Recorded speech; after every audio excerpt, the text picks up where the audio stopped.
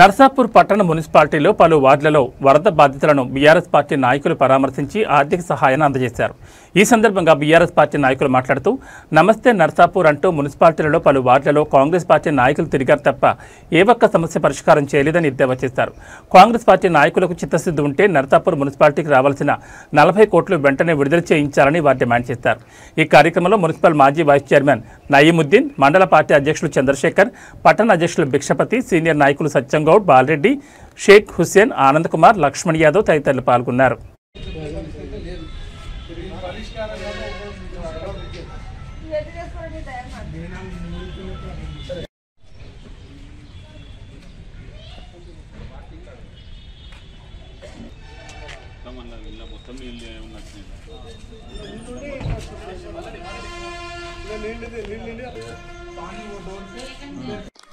కురుస్తున్న భారీ వర్షాలకు నర్సాపూర్ పట్టణం మొత్తం జలమయమైంది. దాంట్లో భాగంగా ముఖ్యంగా 6వ వార్డు 9వ వార్డులో ఇళ్లకు నీళ్ళు పోయి నిత్యావసర వస్తువులు మరియు కనీసం తినడానికి లేకుండా బియ్యం కూడా అన్నీ తడిసిపోయినాయి.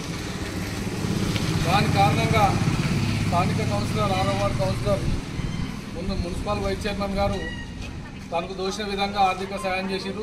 ఎవరికైతే ఇల్లు మునిగిపోయిన వాళ్ళకు ఇక్కడ ముఖ్యంగా గతంలో నర్సాపూర్ మున్సిపాలిటీకి 40 కోట్ల రూపాయలు కేసీఆర్ మన గవర్నమెంట్ ఇచ్చింది. తెలంగాణ రాష్ట్ర గవర్నమెంట్ అప్పుడు ఇచ్చింది. దాంట్లో భాగంగా చాలా అభివృద్ధి పనులు చేసినాం. అయినప్పటికీ ప్రపోజల్లో మళ్ళీ ఒక 40 కోట్లు పెట్టినాం. దాంట్లో TFIDs కింద 15 కోట్లు, SDF కింద 25 కోట్లు పెట్టినాం. ఆ ఫండు తర్వాత గవర్నమెంట్ మారింది. గవర్నమెంట్ మారిన తర్వాత పనులు చేయలేదు. గవర్నమెంట్ ఇప్పటి వరకు నర్సాపూర్ మున్సిపాలిటీకి ఒక్క రూపాయికి ఇవ్వలేదు. ఎందుకంటే గవర్నమెంట్ కాంగ్రెస్ ఉంది కాబట్టి వాళ్ళు ఈ మధ్యకాలంలో నర్సాపూర్ పర్యటిస్తూ ఉన్నారు. ఎవరు చేసిన అభివృద్ధి కోసమే మింగిన దాన్ని ఏకీభవిస్తాం.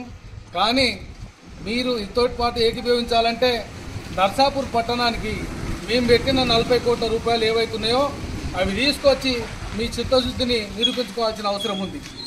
దాంట్లోనే స్పెషల్గా ఎమ్మెల్యే గారు, ఇప్పుడు స్థానికంగా ఉన్న ఎమ్మెల్యే గారికి మొన్న కలెక్టర్ తోటి మాట్లాడడం జరిగింది. 9వ వార్డు విషయంలో 60 లక్షల రూపాయలు ఆర్టీసీ కుంటకు శాంక్షన్ ఇంతకుముందు అయిపోయింది, వర్క్ కింద అయింది. కానీ ఇంకొక 25 లక్షల రూపాయలు పెండింగ్ ఉంటే కలెక్టర్ గారితో మాట్లాడి దాన్ని టెన్నర్ వరకు తీసుకొచ్చిన తర్వాత మొన్న కమిషనర్ గారు ట్రాన్స్ఫర్ అయ్యారు. దాని తర్వాత కొత్త కమిషనర్ గారు వచ్చారు, వాళ్ళని కలిసి జరిగింది.